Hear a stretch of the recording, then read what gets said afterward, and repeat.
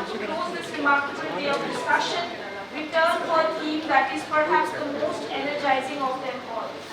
The theme of our final Directors Conclave is promoting innovation and entrepreneurship in B-School. Distinguished participants, India is in the midst of a startup revolution. With over 100 unicorns, the world's third largest startup ecosystem, and a generation of young Indians who are choosing to build rather than join. The entrepreneurial energy of this nation is palpable, powerful, and unprecedented.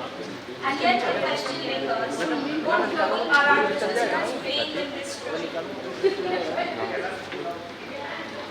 Are these schools merely producing graduates who want to work for established corporations, or are they actively seeding the entrepreneurial mindset that India needs? Are our institutions incubators of disruption, or are they still in many ways finishing schools for the status quo? Innovation and entrepreneurship cannot simply be added to a curriculum as an elective. They are not modules, they are mindsets. They require an institutional culture that tolerates failure, celebrates experimentation, rewards ongoing thinking, and builds bridges between the classroom and the real world of risk-taking and value creation. The question before our distinguished panelists today is, how do we build that culture and how do we scale it? Allow me the honor of introducing the distinguished moderators and panelists for this session. But before that, let me invite our Vice Chancellor, Professor Joshi, to welcome all the panelists to the discussion today. Moderating this discussion will be Professor Vinita S. Sahay, who is the Director of IIM 𝐁-𝐒𝐜𝐴. Sir, you may please welcome her to the counter.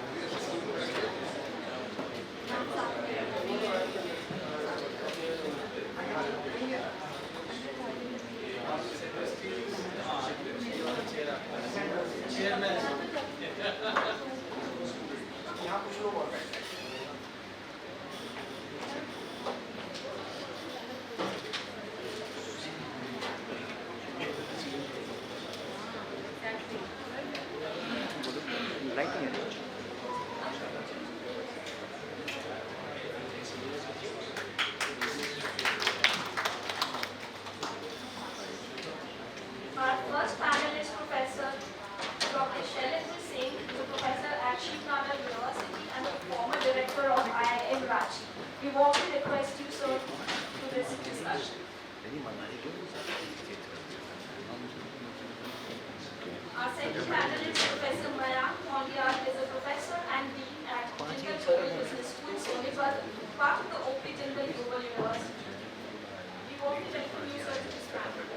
Our third panelist is Dr. Vijay Shrotryia, the Dean of the Faculty of Commerce and Business at the Delhi School of Economics, campus, University of Delhi. Our fifth and final panelist is Dr. Ravi Jain, who is the officiating Vice Chancellor of IIFT University, Gurugram. We warmly welcome you. Ladies and gentlemen, please take a moment to appreciate the breadth and depth of the panel before us. And I am Director, a Dean from the Delhi School of Economics, a leader from Jindal Global Business School, a Vice Chancellor of IIFT Gurugram, moderated by distinguished directors and professor at 𝐁-𝐒𝐜𝐴 University. Between them, they represent the full spectrum of India's management education ecosystem, from legacy institutions to new age universities, from national index bodies to regional rooted campuses. We are excited for the conversation that is about to unfold. We now hand over the session to our distinguished moderator, Professor Vinita S. Sahay. Ma'am, the floor is all yours.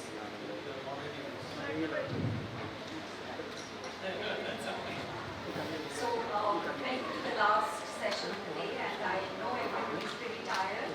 And this room looks so familiar because almost all of us are colleagues. Jokingly, I was telling the people who were sitting on the stage in the last panel that stay back. We heard you all, so you have to necessarily hear us. So, yeah, many faces, many people whom we have met appears almost like a family. So, let's not keep it very formal because it's a very last session. And idea is very simple. This is something which every business school has been struggling. You know, we all know that entrepreneurship on Indian business school campus is still a very big challenge. Reasons we all know. Anyone who has attended any such school would know that at least for our students, I can talk about my campus and those who may not be with us that may not be very visible.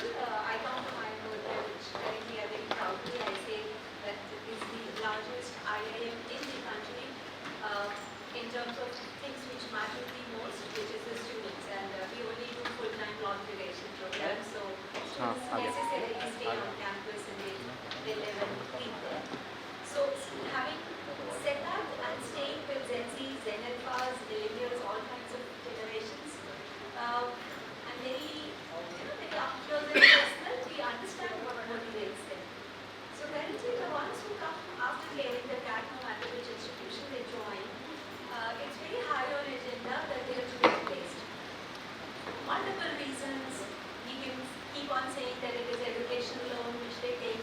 Like on my campus, I know 100% students are on education loan because usually I keep saying these days that those who are able to crack the CAT or very CAT, whatever you may say, are the ones who are predominantly tier 2 hungry, non-entitled India. They are the ones who are there. This is not privileged India, this is not entitled India, this is not endowed India. So students who are cracking those kind of exams, because we all know that in spite of our best efforts, though we are not very proud of it, we still don't do selection.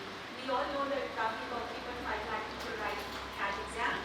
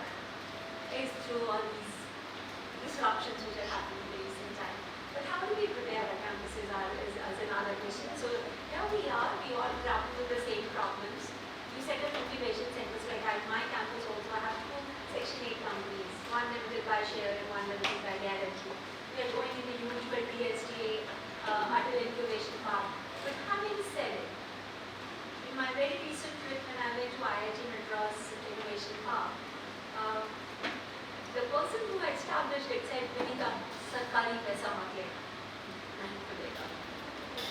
Don't go in for these grants, but then you'll never be able to create a good information space at all.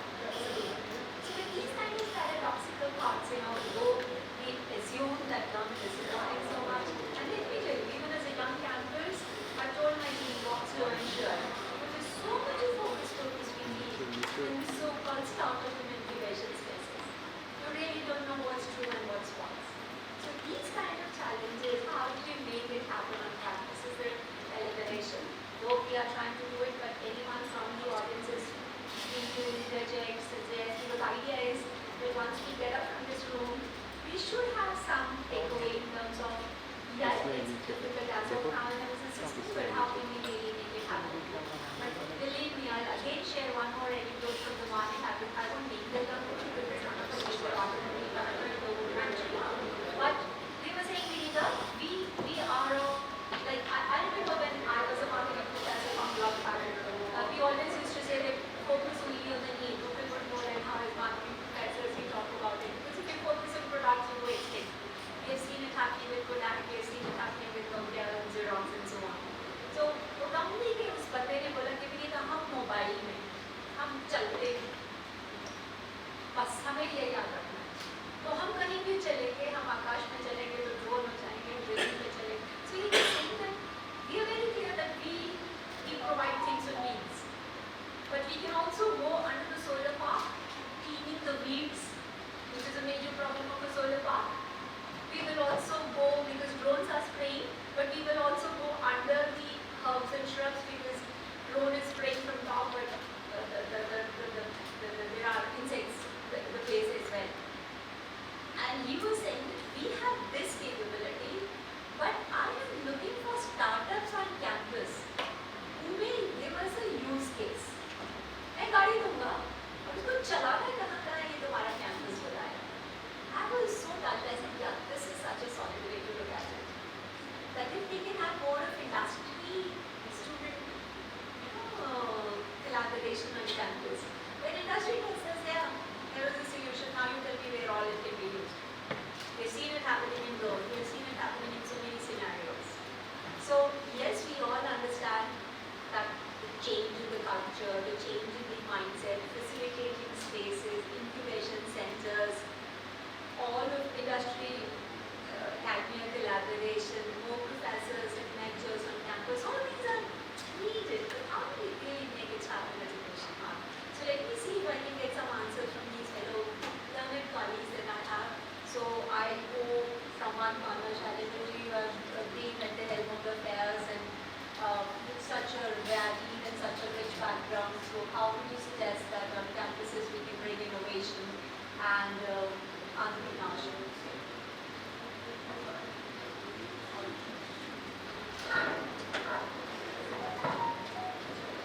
Thank you, Vinita ji. Let me just get reminded that innovation and entrepreneurship is not a luxury, it is the necessity for this country. And the basic question that we had in emblem of IIT Kanpur, the simple question to go by questioning. So that is something that we have to inculcate among our generation from the beginning. If there is a curiosity, if there is a requirement of the tendency of questioning things, definitely there will be innovation. How things can be done differently, this is what is being asked. So I thank Dr. Joshi for organizing this kind of nice conference and inviting me. Let me just share an experiment that Shunadal University is doing with its undergraduate program. So we have a course which is 8 credit course. After studying compulsory Entrepreneurship Development course. That is the course where people are developing enterprises on their own teams. And that course is named as TVL. So that TVL is actually meant on the concept explore, equip, experiment, enable, and then expand. And this is happening, and teams are constituted, a group of 7 people who will conceptualize, and Shimada University gives them 50,000 rupees.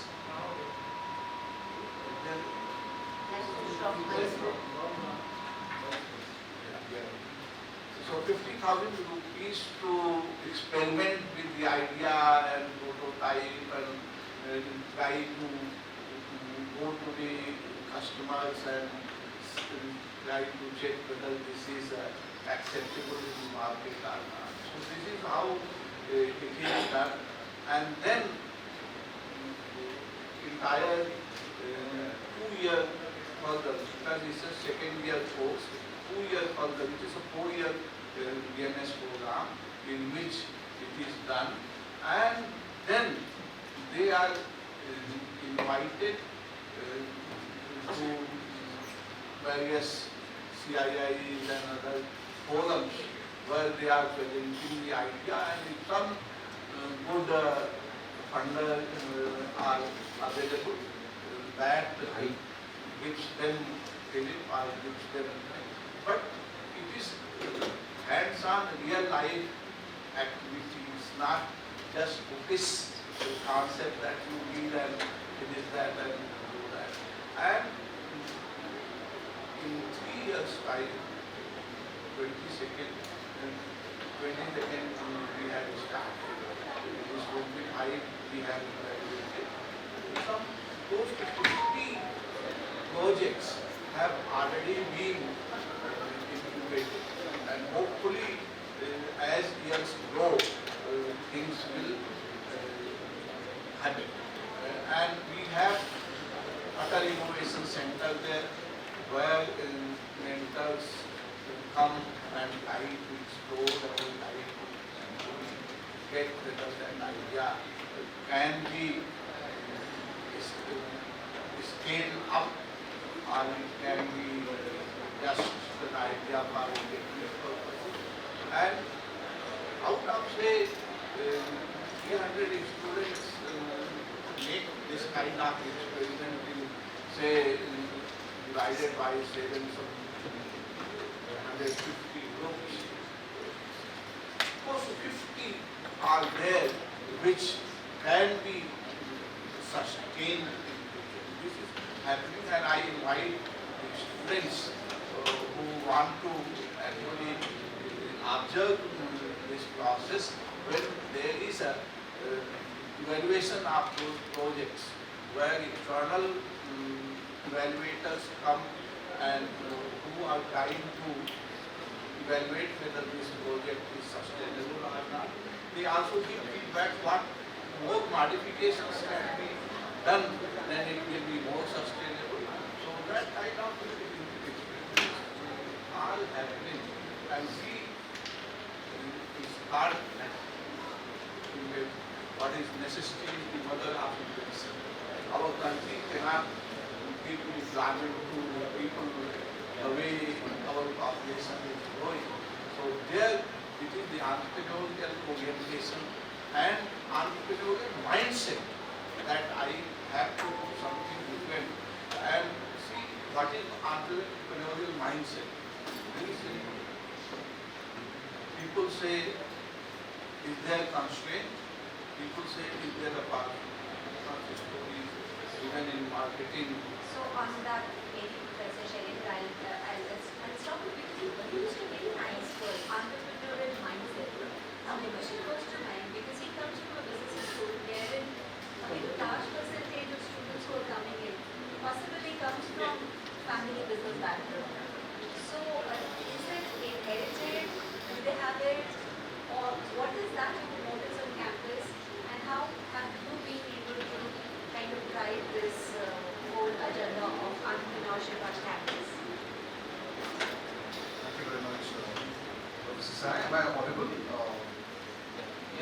Great. Thank you very much. And let me just, quickly also sort of compliment the entire IIT team under the leadership of Mr. Joshi.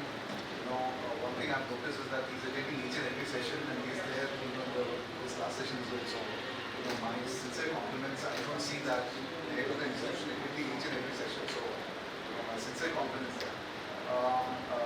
So, Professor Sahay asked a very, relevant question as to about the mindset. I just quickly take a step back, and two reasons why I think, these are very topical topics for my compliments to the entire IIT team about the importance of innovation and entrepreneurship. I just quote, two set of statistics, why it's important, especially for the business schools to, shift, right? And then I'll come to, answering what Professor Sahay asked. If you look at the Indian context, why, and we're talking about innovation and entrepreneurship, right? So, a few stats. Google's market cap roughly about 4.5 trillion. If you look at Nvidia companies, all these US deep tech companies around between 4 to 5.5 trillion dollars, right? Which is equivalent to the entire market cap of Indian companies. So there is a one US tech company, multiple many such companies there, and they are equivalent to entire the market cap of India. So that raises a question as to what these companies are doing differently. Obviously, the answer is that they're producing something which the world needs, which is deep tech, which is AI, which is chips. Recently there was a headline, I think 3-4 days ago, that Taiwan surpassed, India's sort of, market valuation. Right? Taiwan is such a small, country, and when we talk about India becoming the third largest, so that's again primarily because of one company that manufactures, designs chips. Probably it's only going to be, momentary, and eventually India, of course, because of its strength, it will surpass.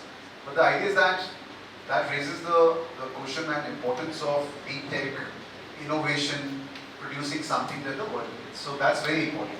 India certainly is doing good, but needs to do better, especially given our 1.5 billion population and they need jobs. Number two stat that I would like to say is that, and we talk about, what is deficient in the curriculum, how all the other B schools, second year, third year, and which is fine, we need to continuously sort of, discuss all of that. But if you look at data, hard data, right, the amount of grads that are coming out of Indian higher education, degree programs, and you talk about all, BTech, you take all the MA, BA, you take MBA, you take, BCom, all the degree programs, roughly about upwards of 1 crore every year. That number of grads come out of these degree programs, and the number of white-collar jobs that the economy generates every year. Want to take a guess? Rough figures, I don't have exact figures. What's the 2 million, about 20 odd lakhs, right? Roughly that. So you have upwards of 1 crore, grads coming out of the degree programs, all the undergrad, masters, combined public, private. And the number of white collar jobs is about 15-20 lakhs. There might be slight variation. And in that jobs which actually can absorb freshers, because when you talk about grads coming out of the degree, most of them are freshers. In IIMs, I think many of the students, percentage-wise, who are doing MBA would have little to zero work ex. Probably for the top tier, IIMs that might be slightly different, but generally speaking, right, there are about 22 IIMs right now in the country. Same for BTechs from IITs, obviously, given the nature of the degree, no work ex, right? So out of those, 20 lakh jobs being created, roughly about, just a guess would be about 1/4 would be where freshers can apply, because many of the jobs require some sort of an expertise, 5 years, 10 years, 15 years work ex. So एक तरफ तो आपका number of grads which are coming from the Indian higher education system is about 1 crore, upwards of 1 crore, and you have about 5 to 10 lakh jobs, white collar, getting generated. So, and as I said, we should keep talking about the curriculum quality and how to bridge the gap and this and that, which is fine. Let's continue to do that. If all public-private institutes immediately become IIT, AIMS, IIM type institutions, the gap is still there. that 90 lakh, 1 crore delta, that delta is still there. So there is no way the economy can absorb that many degree holders, and that's the reality. And we don't talk about that much.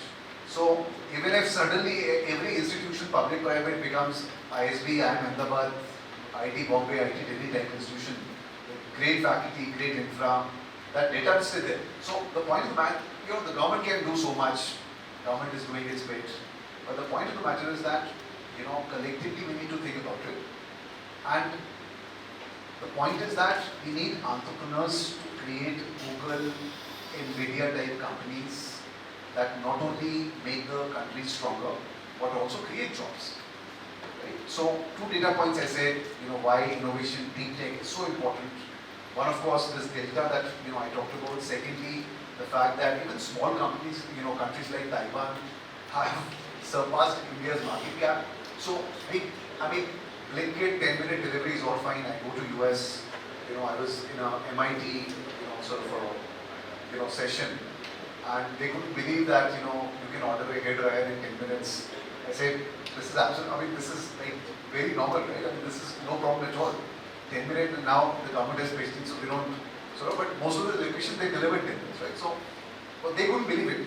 So what I'm saying is that most of the startups in India essentially saying 10 minutes ka 15 minutes kar denge, what ice cream flavors, there are new ice cream flavors, but we're not talking deep tech at all, right? And what we have seen in this geopolitical situation is that your economic might, your economic heft translates to your military heft. The fact that US can't do anything about China is because, वो आगे दिखाते हैं तो China भी आगे दिखाता है, right? So India needs, it's a strategic importance. It's a national imperative, and I'm just trying to say that innovation in deep tech and all of this is so important. So compliments to the IIFT. Now, what we need to do differently. Most of the higher education institutions, without confining myself, even though I'm a dean of a business school, and most of the people come here from a business school background. When we talk about entrepreneurship, right? Entrepreneurship is as much about the curriculum as it is about the mindset. My take is that it's more about the mindset than the curriculum. In business schools, we talk all about management, finance 101, marketing 101. So all the fundamentals we anyways teach. It's just that people who are doing that, they don't have the mindset, that risk-taking mindset. Right? Now, that is something that we need to discuss. But the other part of it, and I'm also privy about the time, so I'll just keep it very short. I gave I want to give opportunity and more here from my other learned colleagues as well. But if you take IITs, you take IIMs, you take all the top institutions, people who are delivering the content inside the classroom, what teaching, they are themselves not entrepreneurs. So, if you talk about making entrepreneurs out of that system, they are, by the way, let me tell you, they are excellent scholars, some of the top researchers, great academics, but they are not entrepreneurs. They are not meant to be entrepreneurs because, so the point I'm trying to say is that, you expect somebody and some system to churn out entrepreneurs, but the entire system is not aligned to that. So, doing 1 course or 2 course, 8 credit, 10 credit, and most of the institutions doing some fantastic job there. But what I'm saying is that it's a mindset problem. It's also about the problem that the entire system is not aligned to entrepreneurial thought. Right? Because people who do entrepreneurship are cut from a very different they come from a very different background. Right? So we also need to think on those lines. I'll stop here and I'll give the opportunity to other colleagues to also speak. Thank you so much, Mayank. You talked about entrepreneurial mindset, and yeah, we all know, I think anyone who has been to Harvard or any of the Western business school, fundamental difference between those schools and our schools is the absence of introduction spaces. I remember being there.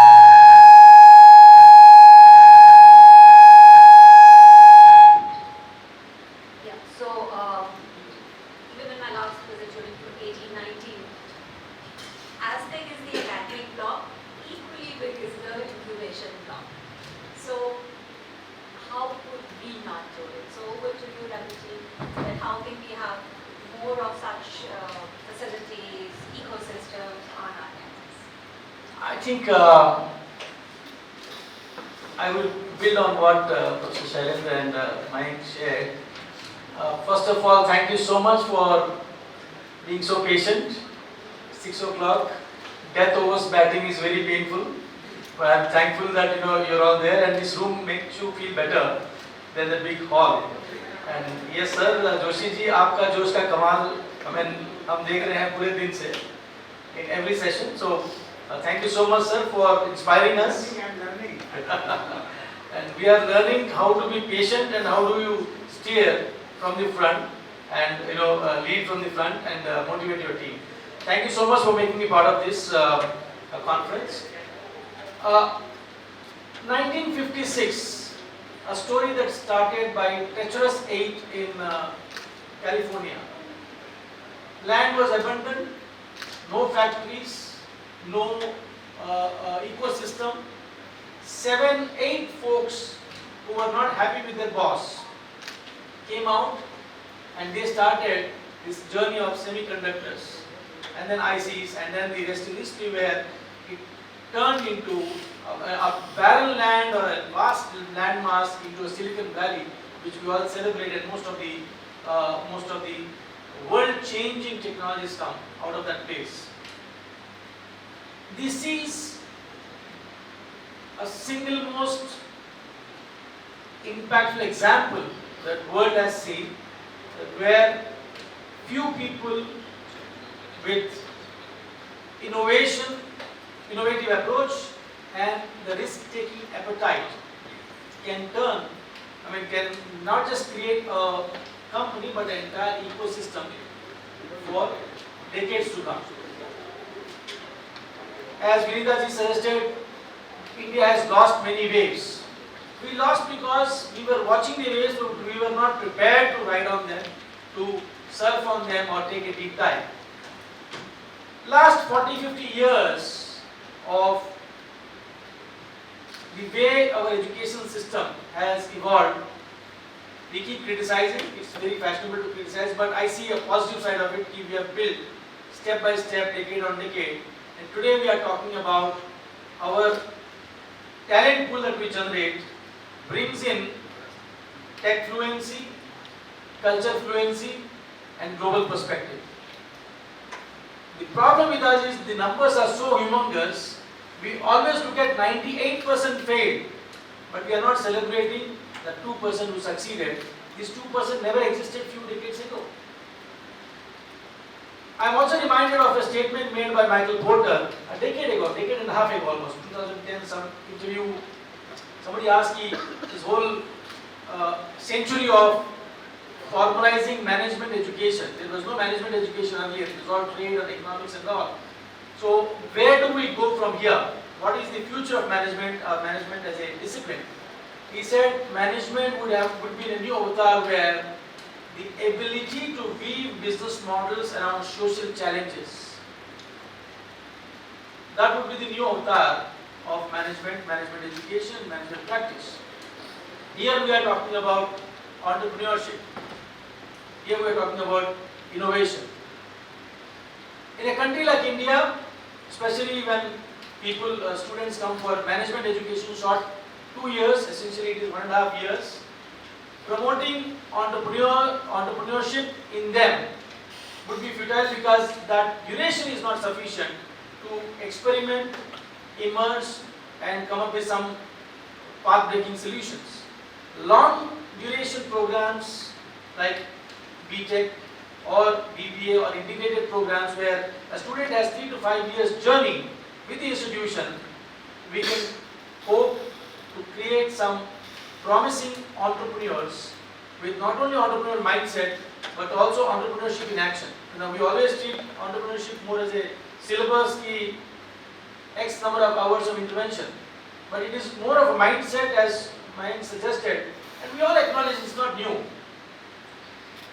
It is to be learned in action. It cannot be taught. So experimentation should be part of culture on campus. Immersive learning has to be part of the campus in everything that we do. So what it calls for is not curriculum alone, it calls for a complete ecosystem. It starts with policy. Is your institution having a policy to promote entrepreneurship? What does that policy enable? What kind of resources we have committed? What is the commitment from the top management, especially from the private institutions perspective? Then, do we have faculty members who are, if not entrepreneurs by themselves, are they trained and sensitized to be mentors, spot talent, and then say, hey, looks like you have that problem-solving mindset. So we will incubate, you will help you experiment with your ideas. Are we connecting with startup ecosystem which is thriving? The challenge would be, yes, those who are in Delhi NCR or Bangalore or Hyderabad and all, they have advantage of a very, very thriving startup ecosystem where you can borrow or you can bring the expertise from startup ecosystem with their success and failure stories into the classroom or into the campus, engage with them. It can be both way mobility, the students go to startups and work with them for 3 months, 6 months extended period, or the startup folks can come to campus, you create that ecosystem there. So it is policy, faculty sensitization, engagement with the startup world and mentorship by corporate. All this has to be part of your model of delivery. It can be embedded into the curriculum or it can be an additional component that a student go through during his tenure of study at the campus. Unless you have that, and on top of that, there has to be a financial commitment also. One quick example I will share and rest my comments. At IIM Gurgaon, IIM has been promoting entrepreneurship and innovation as a core pillar of its system. 1.5 years ago when we started with policy and all, and we said those who come up with the idea to work, we'll give you a grant of X amount, no questions asked. Go, experiment, spend it, we will not ask you questions. And we also made an arrangement where a computer science guy would work with management guy. On our campus, I have 2 startups right now which I am pitching to some real top clients to sell the products. One is on quantum, who has made a presentation to some of the top startup folks. One is in biotech. This is out of 25 students who approached. So 23 failed. But I am celebrating these 2. And this is creating kind of a ripple effect. I think we all have to make small little steps. We all realize the fact that entrepreneurship is the solution for absorbing the scale that Mayank elucidated. The numbers that we generate, through our education system, we have no way that the employment generated by industry or government can absorb even 10% of it. If there is no other way but for entrepreneurship, but for innovation. Can we spot, India is always touted as the use case capital of the world. Can we build businesses around those use cases, businesses around those social challenges, and use the local tissues to address global issues? With that, I rest my comments. Thank you so much. Yeah, so thank you so much. Sounds little gloomy because this experts gave us data that it's only about 20 lakhs or some 30 lakhs jobs which are getting created in the white collar, and even gentlemen suggested that tends to come, even that would get threatened by AI. So over to you, Professor Vijay, that how is your ecosystem supporting entrepreneurs, especially looking into the fact that you have been managing situations where it is, I think most of the students in you, they would be very meritorious, they would be very hardworking, fee structure is low, so could the organization push them towards entrepreneurship? If yes, how? Thank you. Thank you very much for having me. Before I start, I think I need to thank Professor Joshi, the magic he has in his personality, and the magnet that he carries, that he thinks he is able to bring all people all across in them together. I was sitting in the earlier session, and it is so nicely designed. Just after that session that we talked about andragogy and pedagogy, and we are now coming to innovation and entrepreneurship. I have some of my own takes, and when I was listening to fellow panelists, I was just thinking, I was reminded of a few lines of a couplet. एक चीज गहरी थी जो दोहरी निकली, सुलझी हुई जो बात थी उलझी निकली, सीपी तोड़ी तो उसमें से मोती निकला, मोती तोड़ा तो उसमें से CP.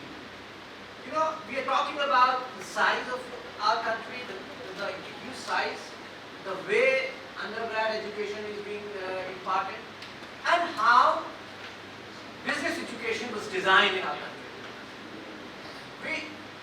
In the earlier session, we were talking about creating great,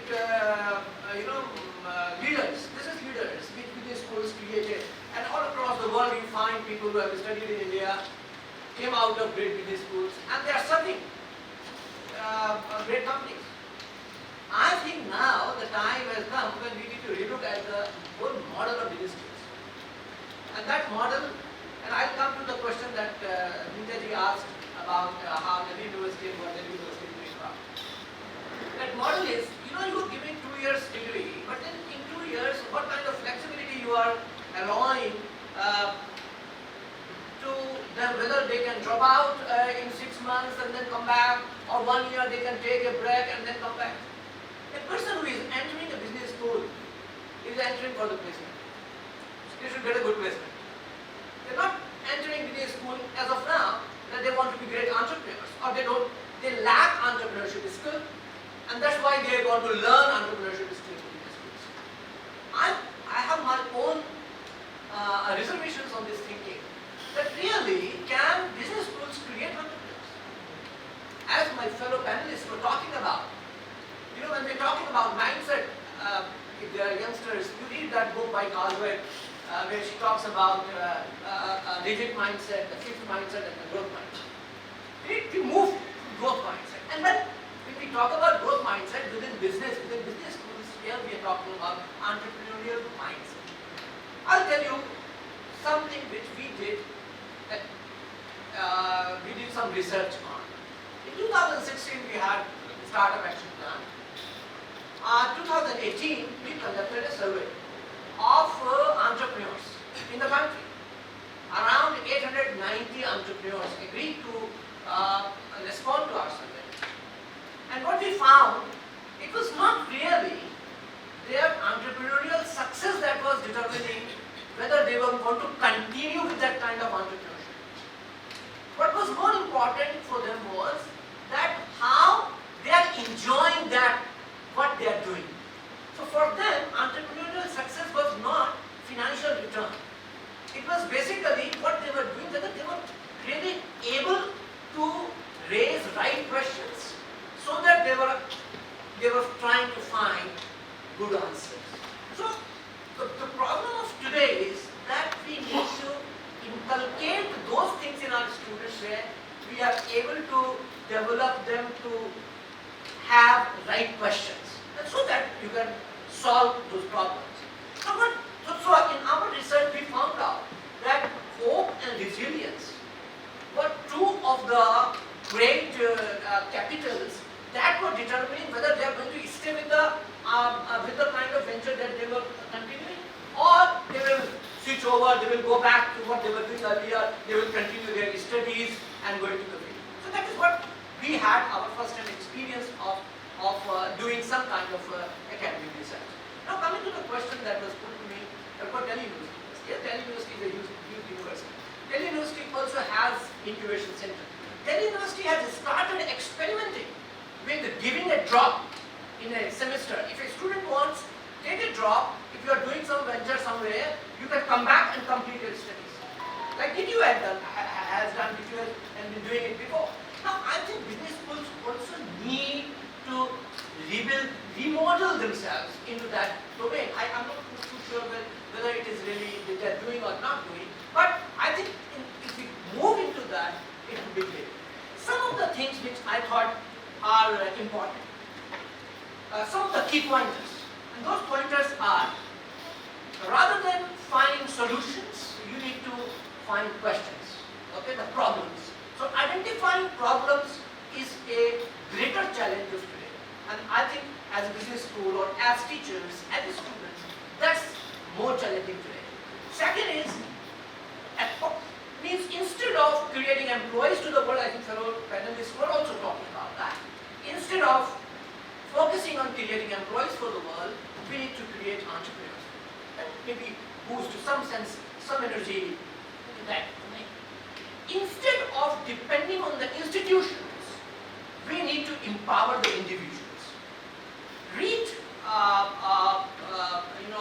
Yuval Harari's book, Nexus, where he talks about how technology is empowering people, where people are individually starting getting, and we have great examples of that, whether people have YouTube channel or some other ways through which they are developing themselves. They might not have gone to great institutions, yet they are making good impact in society.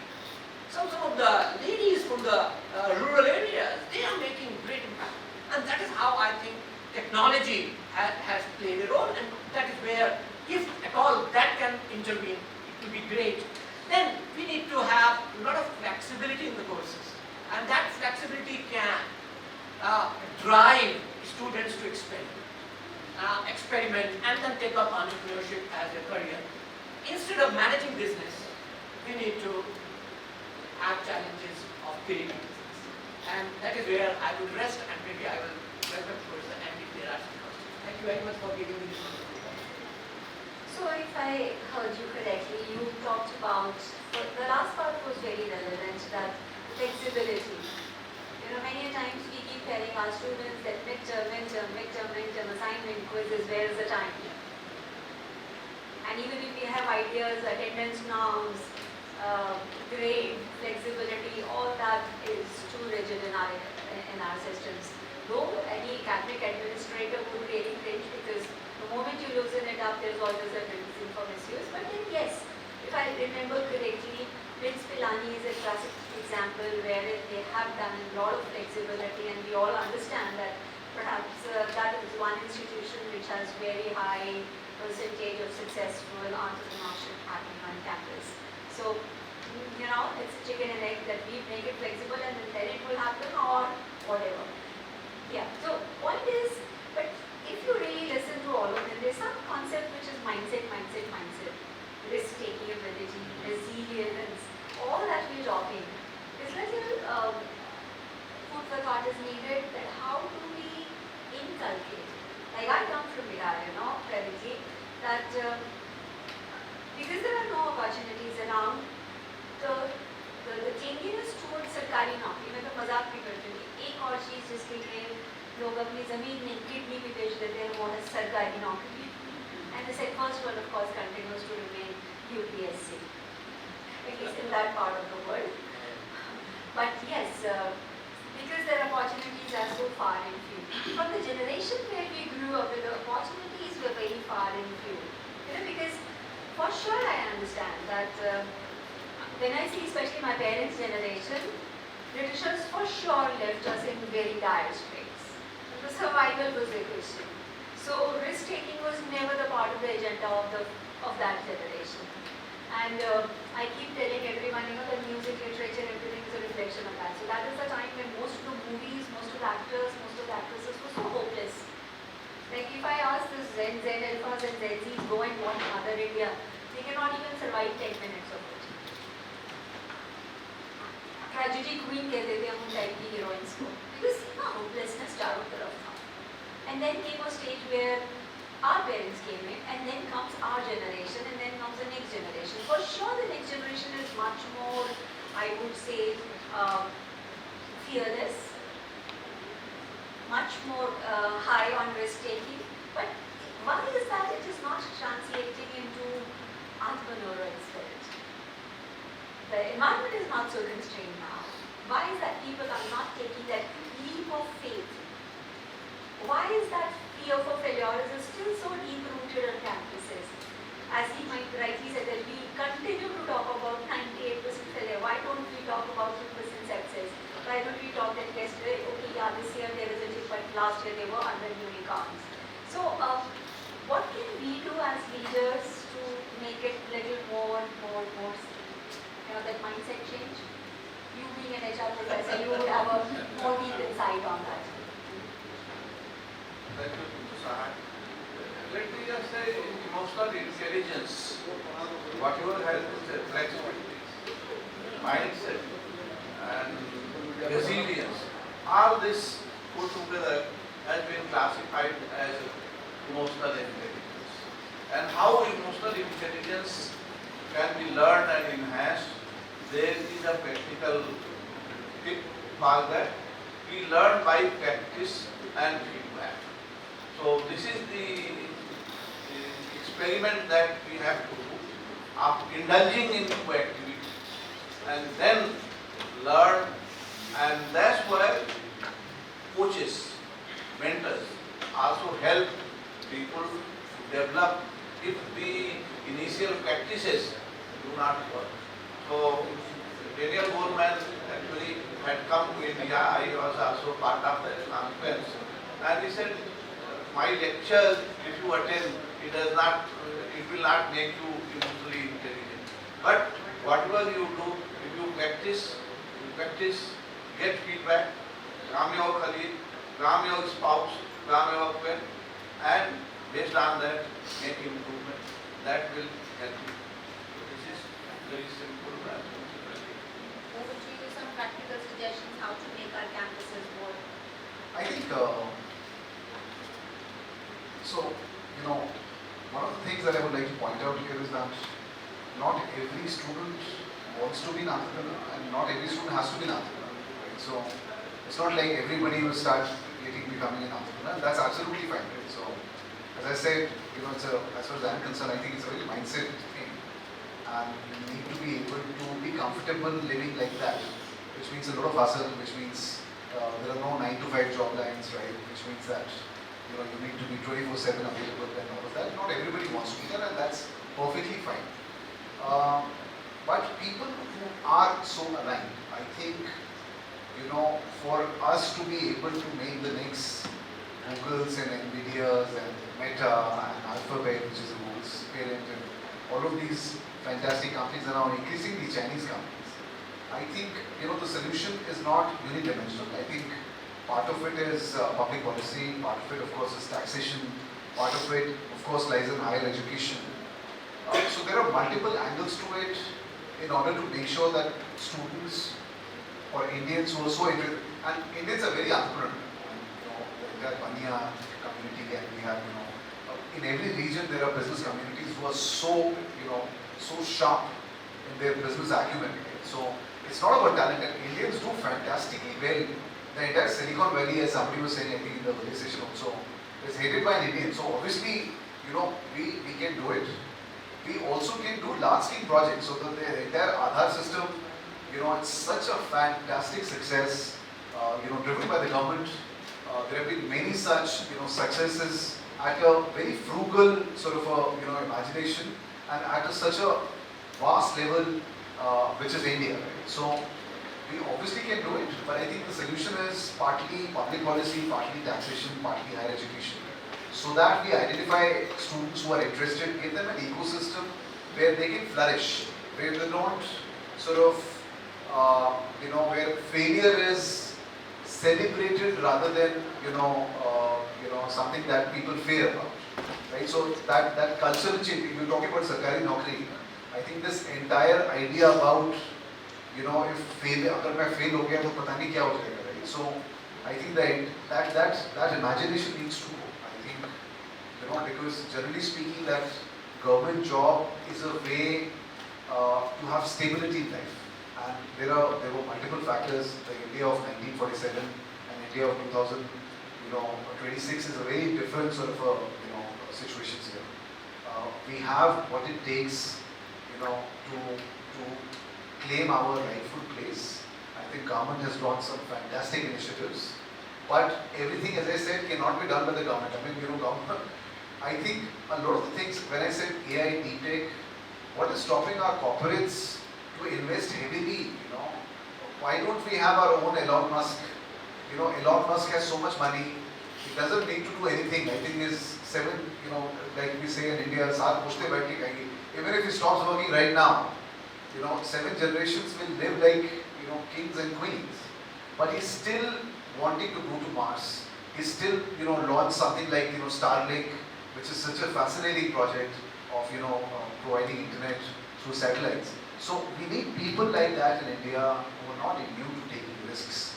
I think I would request all our corporates, the top business houses in India, to invest in deep tech. I'm sure partly they're already doing, but I don't hear any ChatGPTs or Geminis coming from India. I mean, you know, that's the sad reality, right? You have Chinese players, you have, you know, American players, you know, all the top, you know, agents that our nationals use are all American by nature. So why can't we have an Indian company doing something like that? So I think that needs to change. So the answer, ma'am, is partly in higher education, but also partly public policy, partly taxation. We need to make it a national project that for the next 20 years or the next 15 years, we need our own Google and we need our own Facebook. We need companies who are world #1 in deep tech. And AI and chip making, I think partly that's already there. I think I see a lot of you know, people in the government talking about it. But we absolutely need to make our national objective #1. So, here's not the right answer, but the more he's talking deep tech, the more I'm getting a little hopeless, because most of those big bags of money, those deep pockets are lying there, and they are heavily investing, giving us sleepless nights, you know, because I'll just give you an example. As I was googling in between, yesterday I left my team because we just advertised for our mess services and there were 372 bids. And jokingly I told my team, can we do AI on this? And since yesterday we've been experimenting on it, so my team was putting it through cloud and all, and the net result is 372 bids, which would have taken my team about 1.5 months, actually got sorted in a day's time. So, but the money went to cloud. Now this is even more scary. If even low-tech effort like looking into tender documents and checking eligibility, if it is seeping to that level, there is no hope for small players. I just quickly add a comment there, you know, the example that you used. Now, think of it, what's happening. $20, just roughly 2,000 rupees INR per month. Many of these, you know, like many of us, you know, use it. Corporates use it. You know, coders are using it. This is again a problem because Indian white collar was IT. I was a former software engineer, so I'm creative, so I used to be software engineer at some point in time in my career. And you know, that job is sort of gone or going away. But the example that you put in now, understand. So you're buying a subscription, the money is going to US company. And in the process, you're taking out jobs. I mean, I'm sure you're not, but those jobs are becoming redundant. So it's a double whammy of sorts, right? That the jobs are going, and whatever the efficiency gains are, most of it the US companies are taking. So that way it's problematic. I'm not sure. I mean, there's a lot of talk about AI taking jobs. I think, you know, there is still time there because I don't think organizations are ready to completely apply the AI framework because they're just not ready. But the trends are not very encouraging because AI as a tech essentially is a optimized or efficiency-oriented technology, by using which one person can do the job of 10 people, which is not great for a country like India, which has 1.5 billion people and 1 billion of them, 1 trillion, you know, of them are in the young, sort of a 20 to 40 sort of age bracket, right? So it's a problematic. All the more reason that India needs to invest, the private sector, the corporate sector needs to invest heavily in AI. Sorry. A quick practical suggestion would be fine, you know, it's always good to make an attempt to build a cloud or a Google or a Facebook and all, that's very good. But a zillion problems exist for which you need to find solution and you can build entrepreneurs around it. What education institution can do is provide, सब ठीक होगा यार, एक attempt तो मार, make an effort, doesn't matter if it fails, both at home and at university or college, this mindset has to be cultivated. It's okay if you fail. Can one single most thing that can change things? For a simple reason, the current generation, our children, are working for their passion, not certainly for their monthly bills to be paid. Our parents took care of roti, kapda, makan. We increased the size of makan and got a little more comfort to it, maybe a better car or a better house and so on. This generation which we are working or expecting innovation from is essentially driven by करना क्या है, उनको direction दिखा दीजिए, सब ठीक होगा, इतना बता दीजिए, या मैं हूँ ये बता दीजिए. Don't worry if you fail, take an attempt. So at institution level, maybe if there is an intervention that we can plan, there has to be something called 𝐁-𝐒𝐜𝐴. Go into the market, go into the hinterlands, list down what are the problem statements, and see if these problem statements can be addressed by finding a solution with technology, without technology, enabled by technology, or create a technology for it. We don't need more Googles, more clouds. We need more solutions for problems at the ground level using this technology. Somebody has built the highway, very good. You don't have to build a parallel highway. If you build one more layer, that's fine, that will help you in decongestion. But how do we solve those problems? 80% of the world is seeking problems to be solved. We need to create problem solvers who can harness technology and bring in the risk appetite, and we have to provide risk capital, not just in terms of money, but in terms of आवेदन, सब ठीक होगा, शुरू तो कर. I think I raised my comment. Thank you. If I have to give my 2 cents on this, I would say, we don't know what is going to happen. That is for sure. I think one of the, it was one professor, Mukul, I think she was talking about in the case session. We don't know really what is going to happen 10 years down the line. The way things are changing, we don't know. But I am a very optimist person. I am sure that things are going to be good. Things are going to be better. Now, the challenge is that these youngsters who are coming to these schools, what kind of exposure we are giving them? We need to develop sense of creativity. Your humanities faculties का more challenge. उनको hobbies develop करने दीजिए, खेलने दीजिए, जिससे उन्हें fail होने की आदत पड़े. कि अगर हम हार गए तो कोई बुराई नहीं है, गेम है, खेल है. आज बच्चा मोबाइल में लगा हुआ है और वो इतना अपनी दुनिया में है, उसे बाहर की दुनिया के बारे में पता नहीं है, नेक्स्ट डोर क्या हो रहा है उसे पता नहीं.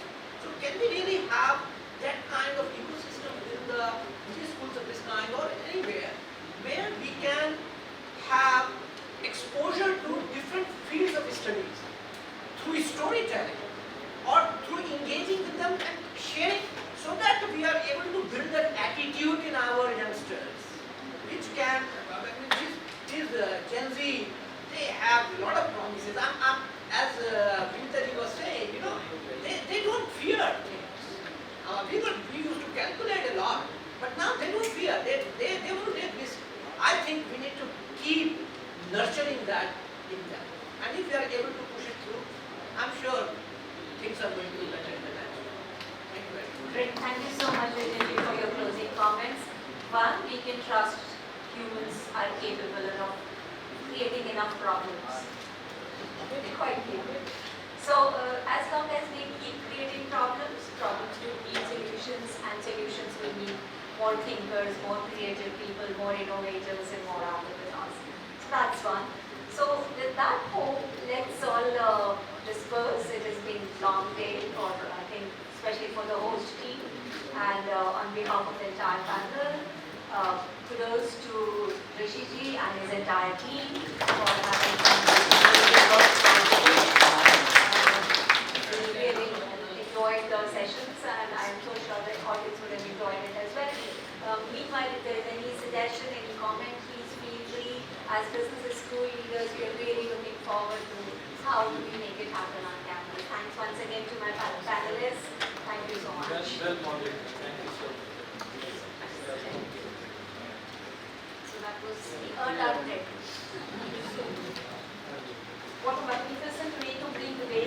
graduate proceedings to a close.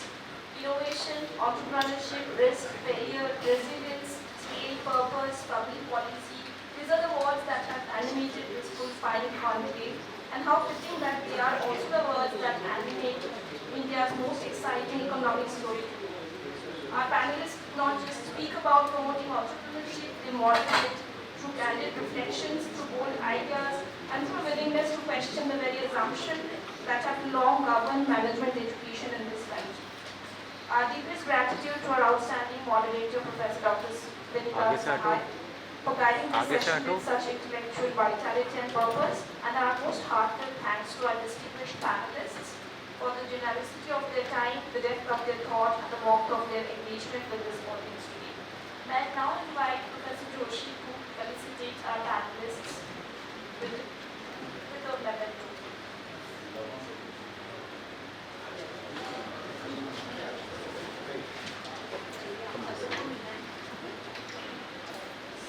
So you may please hand over a token of gratitude to Professor Shailendra Singh.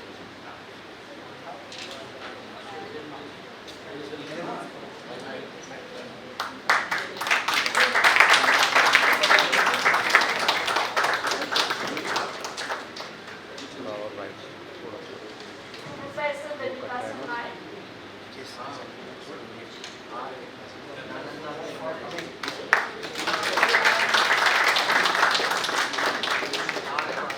Professor Mayank.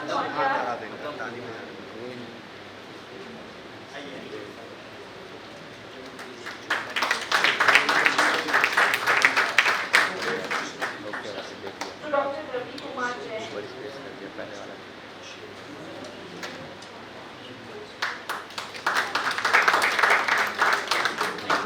To Professor Vijay Shrotryia.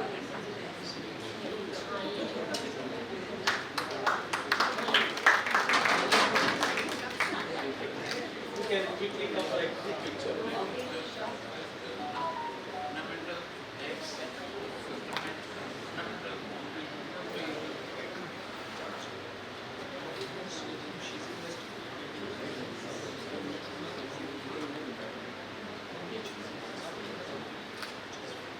This repeat the proceedings